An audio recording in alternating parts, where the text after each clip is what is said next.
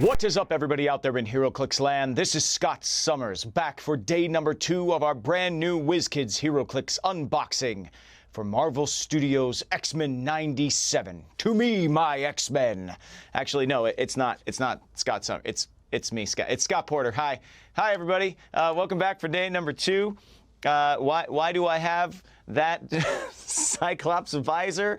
Because last year for Halloween, my family actually dressed up as 4 characters who appear in X-Men 97. We are massive X-Men fans. If you go to my Instagram at SkittishKid, you can see I was Cyclops, my wife Kelsey was Jean Grey, and my kids, my son was Gambit, and my daughter was Nightcrawler. My wife built all the costumes from scratch. And anyway, I just wanted to open it up by, getting some extra use out of it. You get things for Halloween and then they're never used again, so hey, why not, huh? Anyway, back for day number 2. Yesterday we had a very special video. We broke out the first 15 to 20 and sent that into the past to our friends and family who went down to the HeroClix World Championships down in Memphis. And also gave you all a sneak peek of X-Men 97 in our unboxing series here. Yesterday we pulled a super rare. We pulled Storm after she regains her powers after the storyline of Life Death. And we pulled an alternate card, which we are seeing for the first time in HeroClix for the fans out there. I know that we've seen alternate cards as a term, but we have not actually had the element in hand. On top of that, we got a lot of heroes yesterday, not too many villains. So I'm very excited to see what we pull today. What am I hoping for from this set? Well, I mean, there's a ton of X-Men, of course, right? Your core team, one of which can shape change and shape shift and take on the powers of a bunch of other X-Men and morph. So I would love to see if we get maybe some of the X-Men that morph changes into, or the other mutants that morph changes into in this set, outside of the core team of X-Men.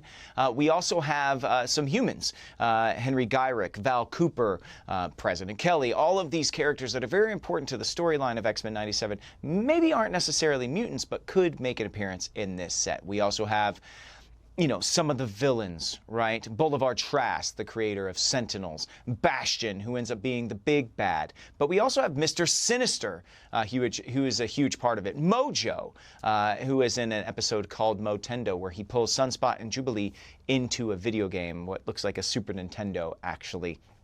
So could we see game elements from that particular episode? We also have a lot of kind of flashbacks to X-Men's histories prior to X-Men 97. Savage Land, with the mutates and Magneto and Rogue being a part of that, being some of their keywords. So we're seeing some keywords that are outside of just the scope of X-Men 97. So could we see further, jumping back into that? Also, towards the end of the series, we see a lot of really cool other superheroes and supervillains within the realm of X-Men 97. We see Silver Samurai, we see Captain America, we see Iron Man, we see Daredevil, we see Omega Red, and some of the mutants from Russia. So could we see some of these characters start to show up in X-Men 97 as we go forward? Who knows? The set is coming at some point in October. I am shooting this so far in the past because timelines are a big thing for X-Men. I'm shooting this so far in the past that I don't actually have official dates for you. So check in with your local comic shops and gaming stores. I'm just so excited to be here. Thank you to WizKids for allowing me the opportunity to once again bring you all a sneak preview and drive some hype up for this set, which doesn't need any. The show is brilliant. The way they utilize the characters, build out their storylines, use their past in the comics to kind of make their own future in X-Men 97 is so cool. And one of the coolest things that they do is really utilize the battle techniques of each and every one of these characters. I got a Cyclops shirt on today, and I got to tell you, I love Cyclops. I like Havoc more, but Cyclops is still very, very cool, and I started to come to really like him throughout the animated series. X-Men 97 in the first episode, when you see how Cyclops operates within this season, with his combat is so cool. The way he uses his optic blast to take out somebody's leg and then, you know, jump up and punch him in the face, or like blast the ground and launch himself back. The way that Jubilee utilizes all of her powers to melt faces, quite literally melt faces, is so cool. The series got the combat of each and every X-Men team member so right that I hope that HeroClix conveys that as well. So very excited to see how they convert the animated style of these characters into HeroClix. And yesterday we got a couple of glimpses of that, and it was really, really cool. So without further ado, let's start cracking open today's boosters. Today we're going to do 3 boosters. Tomorrow we're going to do 2 boosters and the release day kit. On Thursday, 3 more boosters, and on Friday, in lieu of legacy cards, we are actually going to do 2 boosters and the play at home kit. So stick around for all of that. If you haven't watched yesterday's video, pause, go back in time, watch that, and we will be here for you when you get back. All right, booster number 3 gives us, ooh, okay, this is awesome. All right, we get our first look at Magneto, the new leader of the X-Men, in episode 1, because Charles Xavier, most of the world thinks is dead. But really, we know he's gone off-world with Princess Lilandra of the Shi'ar Empire. Magneto has to step in and take over the X-Men. This is also Magneto from this set, and he's just a different number. And you can see some slight variations in the sculpt and the hair, which we saw with Jean and Madeline yesterday.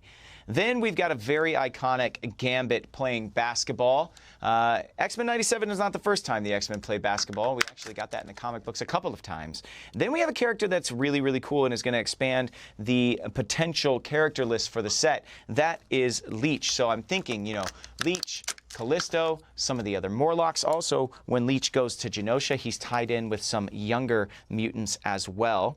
Maybe we could possibly see them. And then we have Phoenix.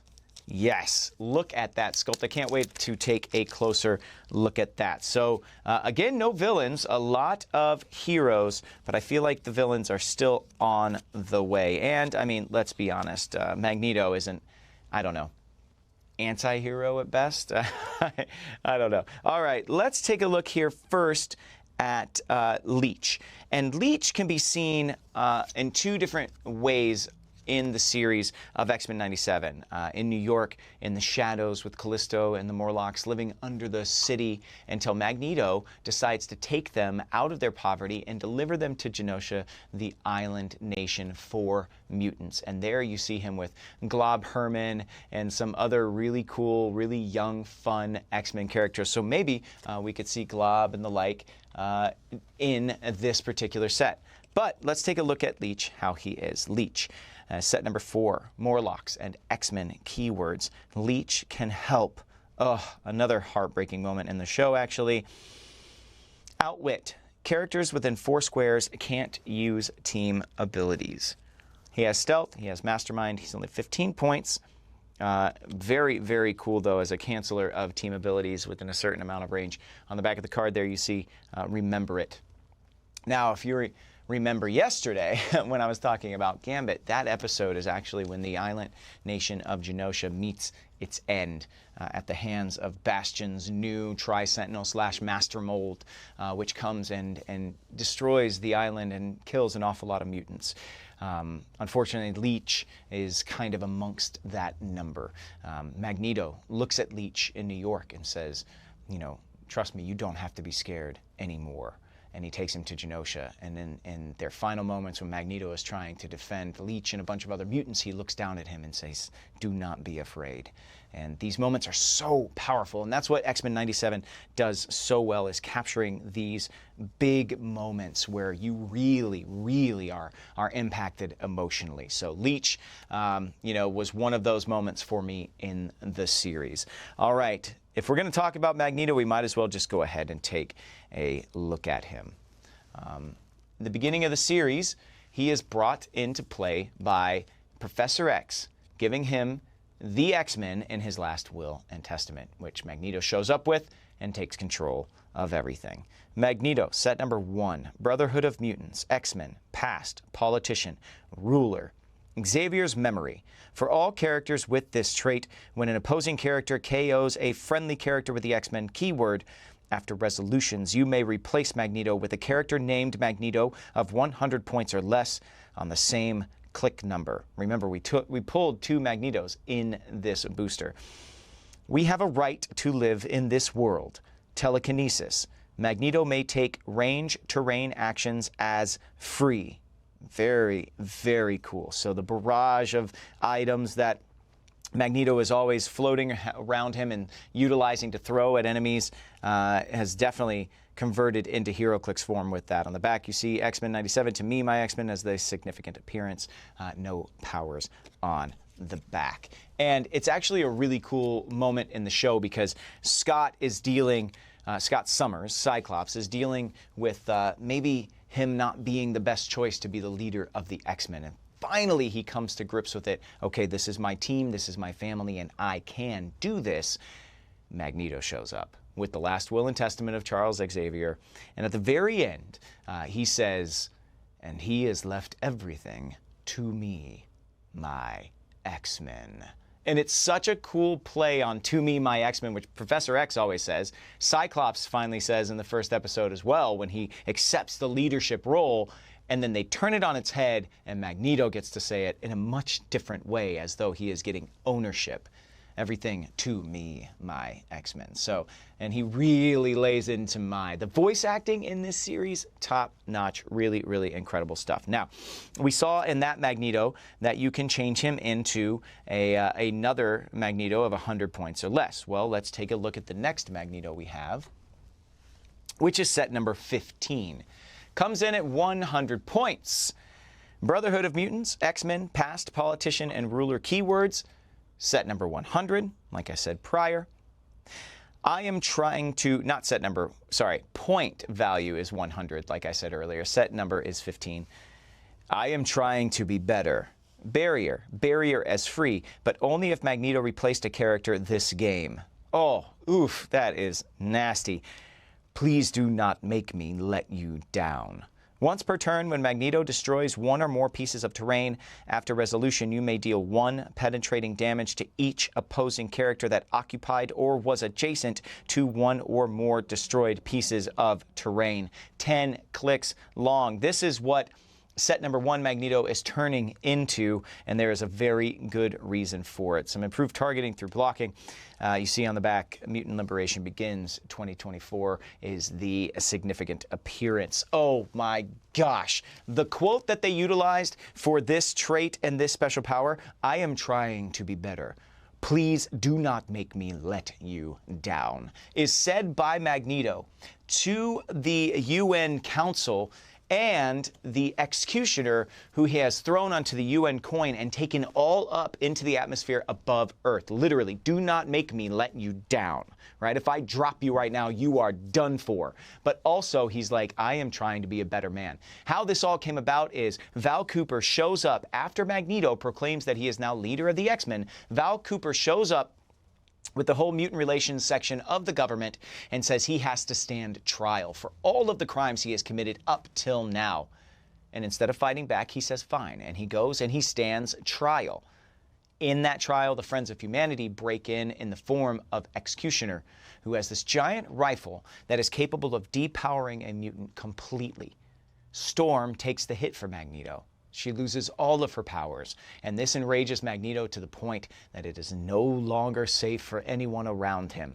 The Executioner has an answer for every single other X-Man except Magneto outside of that rifle that he has, and once he expends his one shot, he is donezo. The Executioner, which I know we're going to get in this set because he's on the side of the booster, he literally tears through the X-Men all the way up until this moment. Perfect plan, except for he didn't figure out that another X-Men would stand in for Magneto and take the shot that was aimed for him. Because if he hits Magneto with that shot, it is game over for all of the X-Men. Instead, Storm takes the shot and Magneto turns on everyone.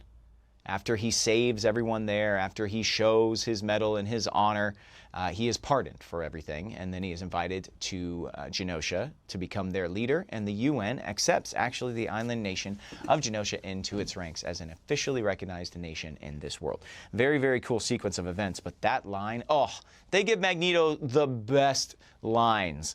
Tell me in the comments down below what your favorite quote from this season of X-Men 97 was, from season 1 of X-Men 97. Let me know down in the comments below what your favorite quote is, because that's way up there for me. Okay, next one I want to take a look at is Gambit. Now, this isn't the only time we've seen the X-Men playing basketball, or really a sport. Back in the day, they played baseball. They played basketball a couple of times. Most famously, I think, in X-Men number 4, Jim Lee and John Byrne, I think, did that episode. Great 2-on-2 match between Jubilee and Rogue and Wolverine and Gambit.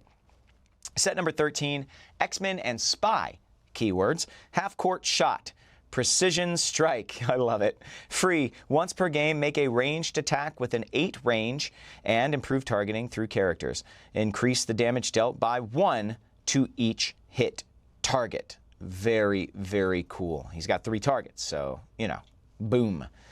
Beignets in basketball. When a friendly character uses the X-Men team ability after resolutions, remove an action token from that character and the character they chose for the X-Men team ability, because they have to work in concert, one and another. Some improved targeting. You can see some running shot there, energy explosion, 3 targets, super senses, and you can see the back there.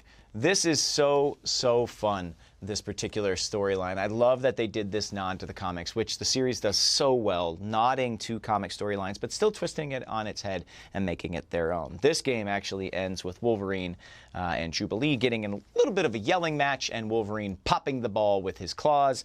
That's a very Wolverine thing to do. I am not the most massive fan of Wolverine. I know a lot of people out there are. I always figured his grumpiness, all of his stuff, all his bad boy attitude, like he had a lot of fans that he earned by that. It never really struck me as something I loved, but in this series, 100% they nail Wolverine all the way, and I really, really enjoyed his character in this show. Okay, last but not least, speaking about taking storylines from the comics, turning them on their head a little bit, we have Phoenix, who appears in some very cool ways in this season of X-Men 97. Phoenix Force, X-Men, and Cosmic are the keywords. Set number 28, I am Phoenix, sideline active. When a friendly character named Jean Grey, Marvel Girl, Madeline Pryor, or Phoenix is KO'd, after resolutions, you may roll a d6.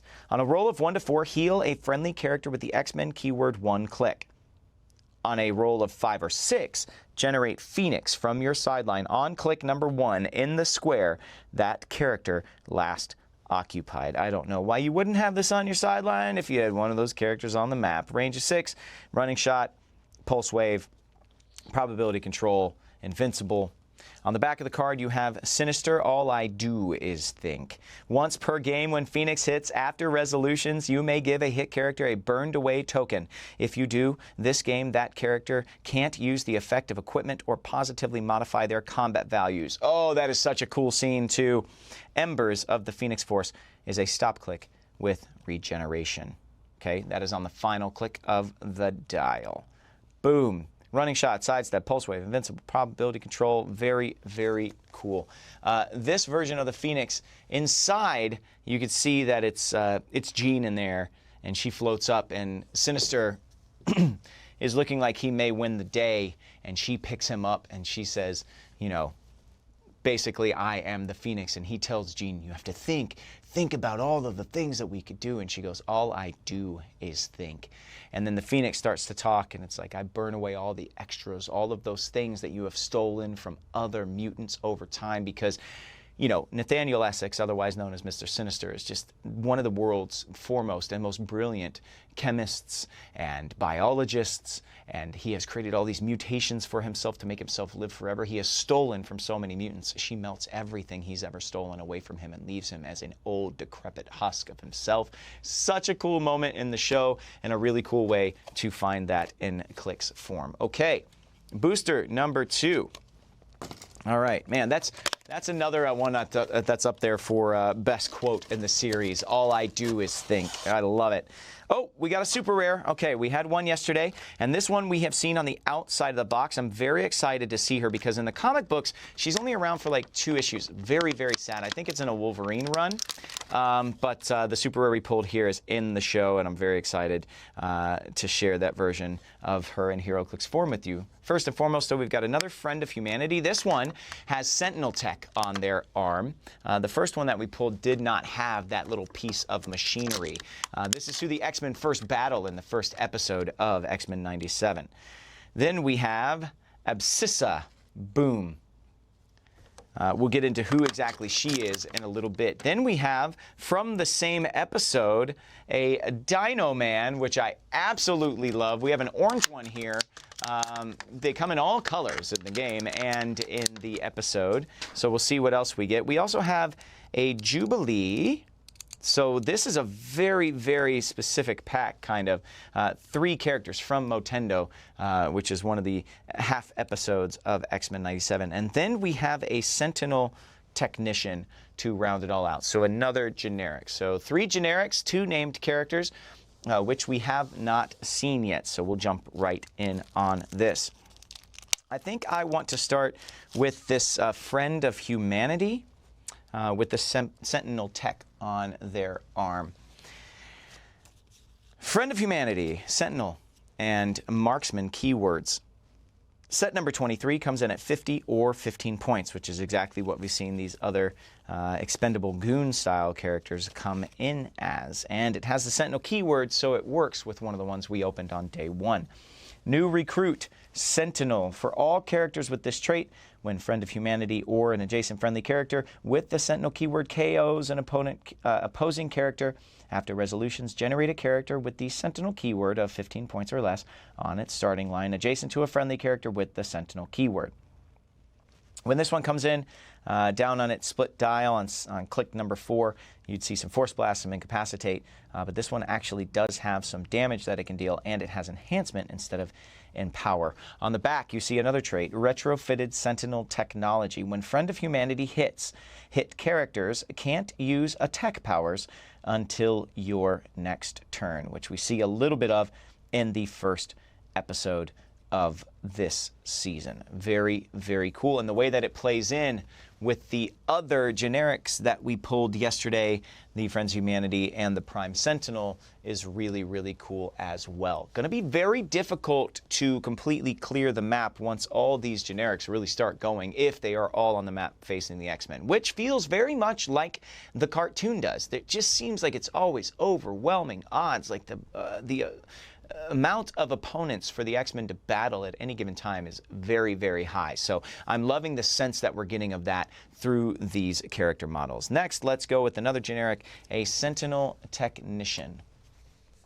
Sentinel and Scientist keywords, so another generic with the Sentinel keyword. 50 or 15 points. Expendable Goon, Operation Zero Tolerance, which is Bastion's zero tolerance ambush that he hoists upon the X-Men towards the end of the season. When Sentinel Technician is KO'd by an opposing character, after resolutions, roll a d6. On a roll of 1 to 3, generate a character named Prime Sentinel of 15 points or less on its starting line adjacent to a friendly character. Ugh, gross.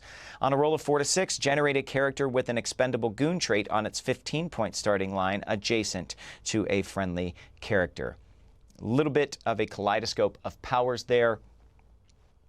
Stealth, Poison, Mastermind, Support, moving into Sidestep and Blades, Claws, Fangs. Very, very cool. Some of the first, non-mutant characters to turn into Prime Sentinels in the show are actually these scientists in this room, that of people that are working with Bastion to make his dream of technologically advanced humans inheriting the world over mutants a reality. Very, very cool. Okay, Dino Man. Speaking of reality, let's do some virtual reality, some VR here. Dino Man, very, very cool. Could give way to Sauron, possibly, in this set. I don't know, I'm just guessing. Dino Man, Mojoverse, yes, okay. Savage Land, Animal, Past, and Soldier keywords, 18 A. So I'm willing to bet that we're going to get some other versions of Dino Man. Blue, purple, green, whatever they are. Very excited to see what they do. Expendable Goon. Dino Man Orange. When Dino Man is KO'd by an opposing character after resolutions, you may roll a d6. On a roll of 1 to 3, place a friendly character with the animal or mojo verse keyword up to 3 squares away from their current square. On a roll of 4 to 6, generate a character with an Expendable Goon trait on its 15-point starting line adjacent to a friendly character. This one has some running shot, energy explosion, some enhancement. On the back there, you see Motendo and Life Death Part 1 as a significant appearance, which was a very cool episode because it was kind of split in half between 2 little mini 15-minute long stories. How it all gets started is Jubilee turns 18. She says she wants to go and live a normal life for a day. Instead, Magneto decides to tell her that now that she is 18 and an actual adult, she can be enlisted into the army and she needs to start training as such, which is a very Magneto thing to say. The militant leader of the X-Men at the time really ticks her off. So her and Roberto, otherwise known as Sunspot, go into her room and see that she's received a gift from someone. She doesn't know that gift came from a very skinny version of Mojo. Man, body horror abounds when you start talking about Mojo. And actually in this entire series, a lot of body horror. When the Goblin Queen comes in, ooh, man, some of the stuff that starts to happen is crazy. But we get a little taste of it here in the Motendo episode. Very, very cool episode. My kids' actual, hands down favorite episode. We haven't watched the whole season. My son's favorite character is Gambit, and I have stopped before remember it because I just don't know if I can break his little heart. We'll have to see eventually. Maybe another 6 months, a year from now, we'll go back and we'll watch it again. I kind of intimated to a couple of X-Men maybe not making it through the entire season, and the kids said, I think we're good. We'll stop for a little bit. We went back, started watching the original series, but I have to finish X-Men 97 with them because it's so good. But this particular episode, Motendo, was so good. Maybe this gives way to a Mojo being in this set. Spiral is a big part of that episode, as well as Jubilee and Abscissa, which we'll take a look at in the next 2 characters. Here we go. Jubilee, set number 6A. Okay, very, very cool. Maybe gives way to split slots here, or maybe a prime, but we haven't seen a prime in a common level for a long time, so I'm willing to bank that we have some split slots here in the early numbers of this set. Keywords are Mojoverse and X-Men. I'm totally done with malls is her special power. It's an attack power that gives her energy explosion. Jubilee deals penetrating damage to opposing characters with the robot keyword. We're seeing a lot of that actually in this set as well. A lot of powers that activate especially against robot or sentinel, etc., etc. The X-Men team ability, she has some running shot, 2 targets, an 11 attack, and 3 damage on the first click. Not too shabby for Jubilation Lee. See on the back there, tolerance is extinction is what it says her significant appearance is, which is interesting to me. I'm totally done with malls is in reference to when her and Sunspot go shopping in Brazil when he's at home visiting his family, who turn out to be real jerks. And then the Prime Sentinels start to, change from their human form to their Sentinel form and start chasing them. It's also a reference to the fact that in the first episode of X-Men, the animated series, she was saved while in danger at a mall by the X-Men. And that is how she became a part of the animated series. So she is most definitely done with malls now. It seems like every time she goes, she gets attacked. Abscissa is the next character we are going to look at. This is our super rare that we pulled in this booster, and it is on the outside of the box as well. Abscissa's storyline is very, very cool. Mojoverse, Future, and Robot. Keyword set number 39. Extra life, sideline active. At the beginning of the game, add an extra life token to your sideline. Trait, Mojo needed beta testers, sideline active. When a friendly character with the X-Men keyword would be KO'd, you may remove any 1 extra life token from your sideline. If you do, instead, turn that character to its last non-KO click, and after resolutions, generate Abscissa on click number 5 from your sideline if able, adjacent to that character. What a cool way to convert what she does in the show to Click's form. She has some hypersonic speed, has some improved movement there. On the back, you see Rolling Cutter, Giant Reach 3, Blades, Claws, Fangs, but may use it when targeting multiple characters and rolls a separate d6 for each hit character. Very, very cool way for this character to do a ton of damage. Really cool. So Absissa, you know, the little hint to her story is in the card here. And again, if you haven't watched the show, I know you're getting some spoilers, but it's still such a cool version of Jubilee. Turns out that Mojo really wanted to do this with the Jubilee that we watch. He wanted to pull her out of her reality, put her into a TV show that was just built around her and defeating her, really, watching her end on live television. That being said, he had to test it over and over again. And one of the beta tests of a other Jubilee, whether that's a virtual copy or an actual Jubilee he pulled out of a different timeline, I'm not actually quite sure of, but she figured out a way to glitch out of the main game, and she exists on the virtual edges of it. So she can crash in, save Jubilee, and pull her out, which she does right before Jubilee perishes in the game.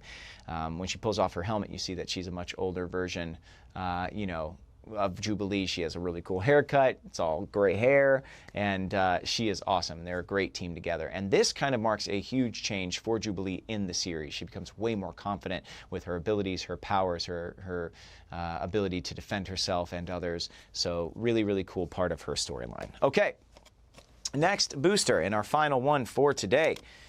Let's see what we pull. Ooh, okay. Let's see. We got another Magneto. We have already seen this one. It's set number 1. We got another Jean Grey, who we saw yesterday. And we got another Madeline Pryor. So this is twice now that we've gotten Jean and Madeline in the same pack. The fact that they're tied together on their power, I wonder if that's going to be a regular occurrence. If we're always going to get a Jean and a Madeline. If that is true, that is really, really cool that WizKids has made that happen. Now, somebody who I have on my shirt, but we have not seen yet today. Look at this, man. Scott Summers. I can't wait to see how they, you know, the cartoon fusion, how they do the cartoon version of Cyclops. Man, woo, cartoon version. I didn't know I'd get tripped up on that one. And then we have Wolverine.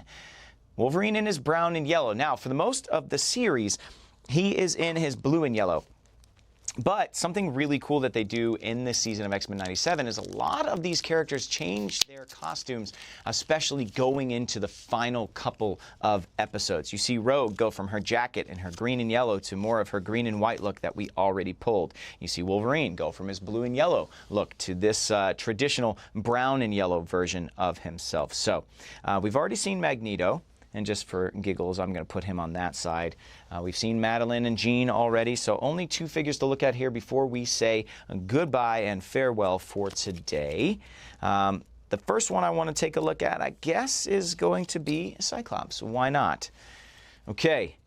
A lot of people see him as a stick in the mud, but here's the thing with Cyclops, man. He has experienced so much loss and has had so much pressure on his shoulders for so long that I think he's actually one of the strongest characters we've seen ever in Marvel, period. I mean, all the stuff he's had to deal with and all the people he's had to protect. I mean, eventually you're going to hit a breaking point. But before you get there, you're going to try and color inside the lines as much as possible to keep as many people safe as possible.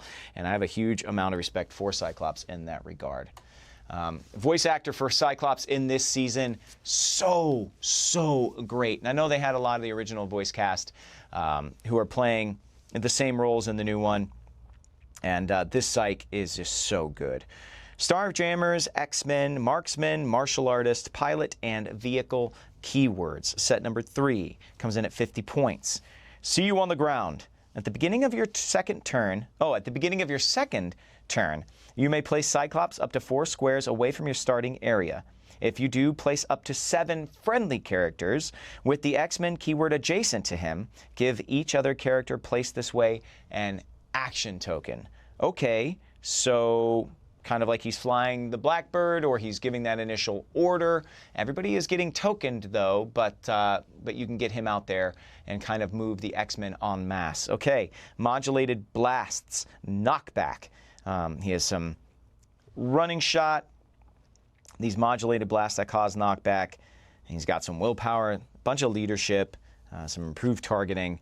But that's pretty much it. So not a lot of range combat expert, not a lot of high damage dealing potential from this Cyclops, which is telling me that we may possibly see more versions of him in this set, because some of the stuff he does in the show, I mean, dude, surgically cutting the heads, arms, legs, feet off of giant sentinels, you know, overcharging Bishop, really just going toe-to-toe with Bastion with his most powerful blasts after he's absorbed Cable's future technology.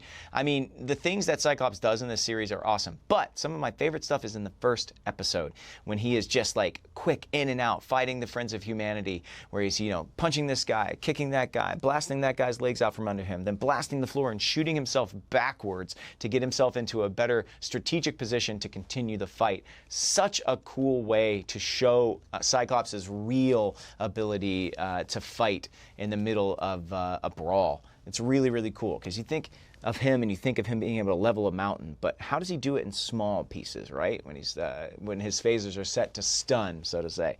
And just really cool. So I wouldn't be surprised we see more Cyclops in this set. Wolverine. Alpha Flight, Weapon X, X-Men, Animal, Brute, and Soldier keywords. Let's take a look at this version of Wolverine, who towards the end of the season gets all the adamantium ripped out of his body, just like he does in the comic books by Magneto himself. This is the costume he's wearing when that goes down. This one's for you, Morph.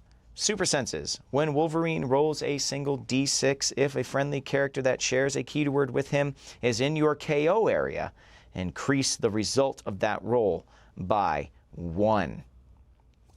Blades, Claws, Fangs doing more damage for each.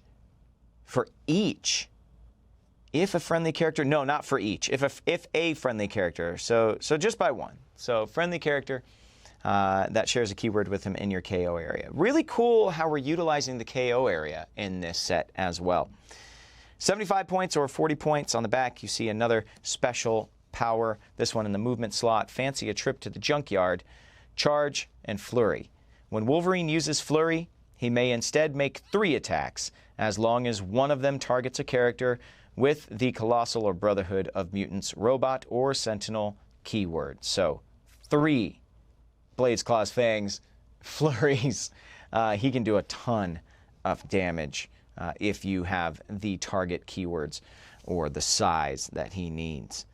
Very, very cool. This one's for you, Morph, is talking about, of course, back when they believed that Morph was dead early on in X-Men the Animated Series. They touch on that a little bit in X-Men 97 during the Goblin Queen episode, when you find out that Mr. Sinister is in charge of Madeline Pryor and that he has come to the mansion, and he attempts to take Morph back over again and puts him through just a terrible, terrible memory of what it was like to be captured like Morph was in the original animated series and held hostage and experimented on by Mr. Sinister. So that all comes back out in X-Men 97. That being said, man, another cool day of this unboxing. I'm really hoping to see more villains over the course of the next couple of days. I'm really hoping to see some really powerful versions of these X-Men, because each X-Men, it seems, in X-Men 97 has an episode or a scene where they just fully cut loose. Storm is called an Omega level mutant very early on in the show. I'd love to see that Omega level version of her. Looking at the back of the box, knowing that Wolverine in that same suit and Nightcrawler on the back of the box, you know, there's a possibility that we're getting chase versions of each of these team members. However, there are some really, really cool other characters that could fit into the realm of chases. The big bads, we're not seeing them yet, so maybe they're taking up later higher rarity slots. You know, the Bastions, the Goblin Queens, the Mojos, the Mr. Sinisters. Who knows? Your guess is as good as mine. We'll find out tomorrow when we're back for day 3 of this unboxing series. Again, X-Men 97 releases at some point in October. I don't have the official dates yet, so reach out to your local comic book shops and gaming stores, and they will let you know when they're going to have it in stock, and you can get your hands on it. Play with some friends and fans around you. Friends and fans. Play with some friends and fans of X-Men whenever the pre-release starts at your local shops. That being said, thank you to WizKids for allowing me to do this unboxing unboxing series again. Thank you to HyperRPG Studios right here in Universal City, California, for hosting us today. We got Joe's back there on the ones and twos, working all the cards and all the camera angles, and I could not do this without him. And thanks most of all to you guys at home for watching along and allowing me to continue doing this, I think, for my 13th or 14th year now. Woo! It's crazy. It's been an awesome journey, and I can't wait to share more with you tomorrow. But until I see you, may all your rolls be critical hits. Peace!